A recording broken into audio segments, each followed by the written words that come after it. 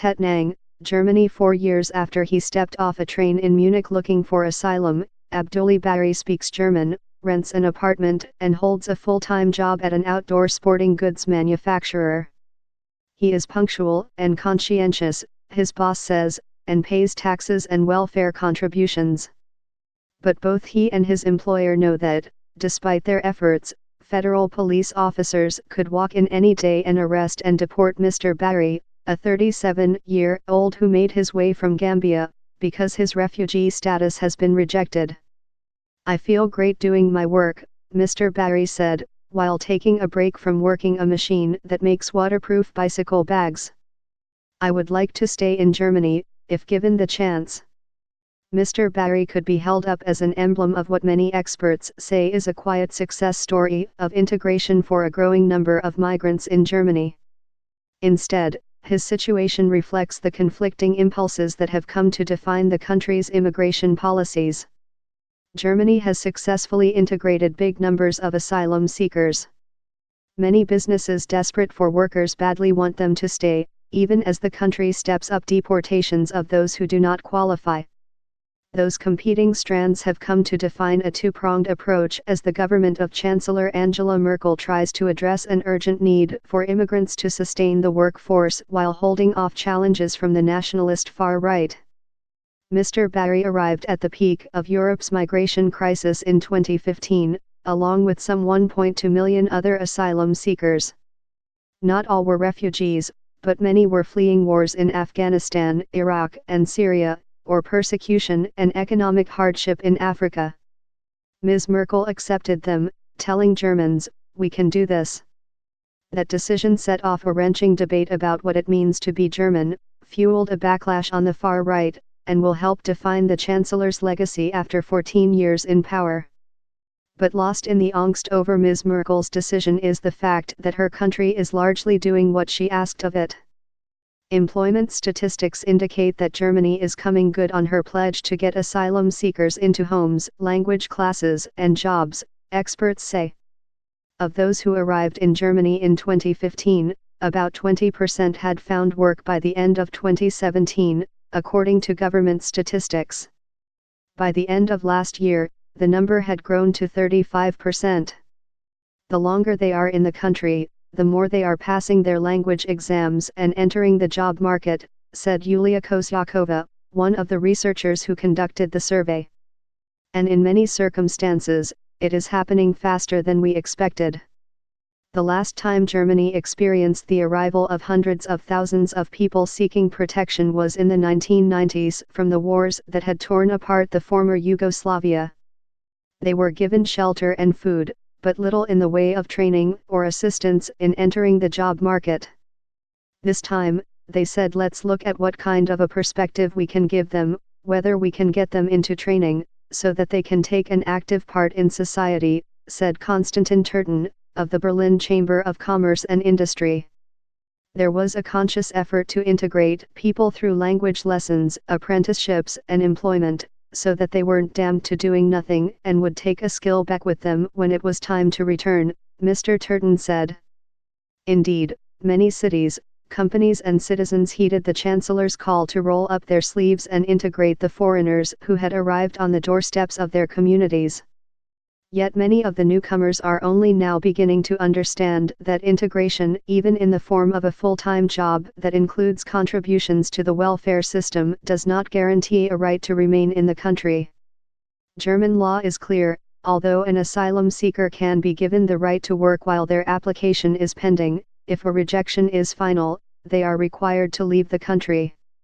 In the southwestern state of Baden-Württemberg, where Mr. Bari works, employers estimate that about 35,000 migrants with uncertain status are working full-time and paying taxes. Not only would many of those applicants like to stay, but their employers, having already invested sometimes years in job training, say they would like to keep them.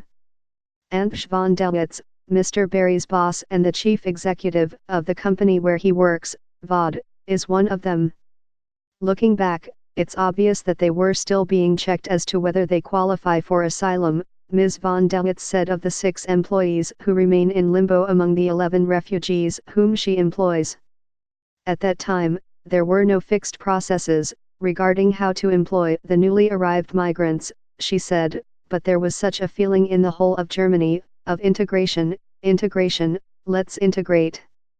Mr. Barry has challenged the rejection of his asylum status, and is waiting for a decision. For now, he says he will work as long as he can, even though holding a job makes it easier for the authorities to find him if they want to deport him one day. Suzanne Weigel knows that trauma firsthand. In early March, 4 federal police officers showed up and snapped handcuffs on Ebrima Gassama, also from Gambia, whom she and her husband had trained and employed at their bookbindery in Neustadt, in western Germany. Mr. Gassama, 25, had been working at the company since 2017, although his petition for asylum had also been rejected.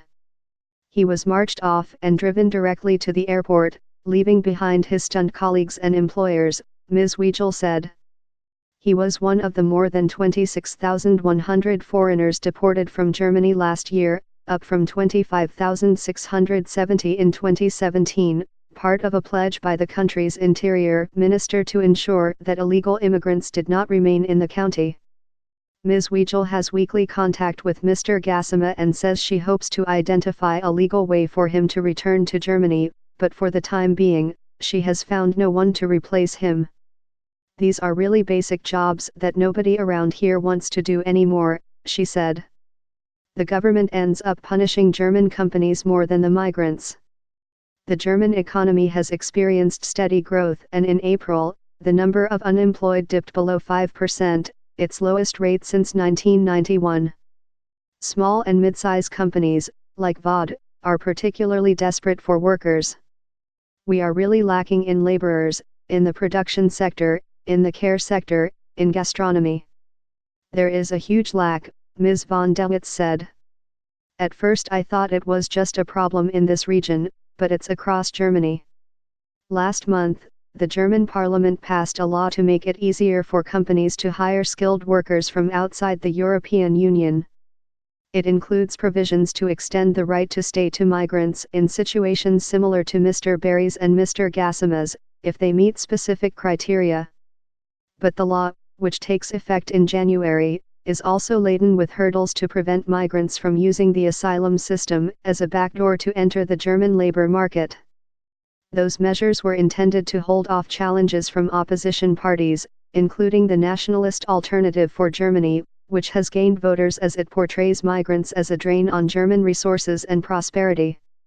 The law is very influenced by the underlying fear the system will be abused, said Mr. Turton, who is responsible for helping businesses in Berlin integrate refugees into jobs. There is always a fear that people want to come just to live off the German social welfare system. That fear has frustrated employers such as Ms. von Delwitz, who complain that the new legislation fails to fully address the problems they face in trying to hold on to migrants in their workforce. She estimated that VOD would face losses of at least €247,000, or about $275,000, if all of her threatened employees were to be deported.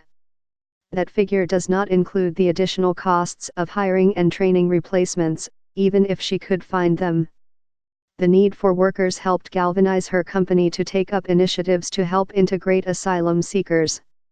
She set up a sewing workshop for refugees to make totes from scraps left over from the production of bags and tents. The totes became so successful that last year they were integrated into VOD's production line, and Nura Baderduk, a 38-year-old mother of 3 who fled to Germany with her family, was hired full-time to sew them. Because she is from Syria, Ms. Baderduk has been granted the right to stay in the country and, unlike Mr. Barry, does not face the threat of deportation. Integration works, Ms. von Delwitz said, citing the cases of both Mr. Barry and Ms. Baderduk. It's unbelievably exhausting, but it functions, and I do think it has brought added value to our company.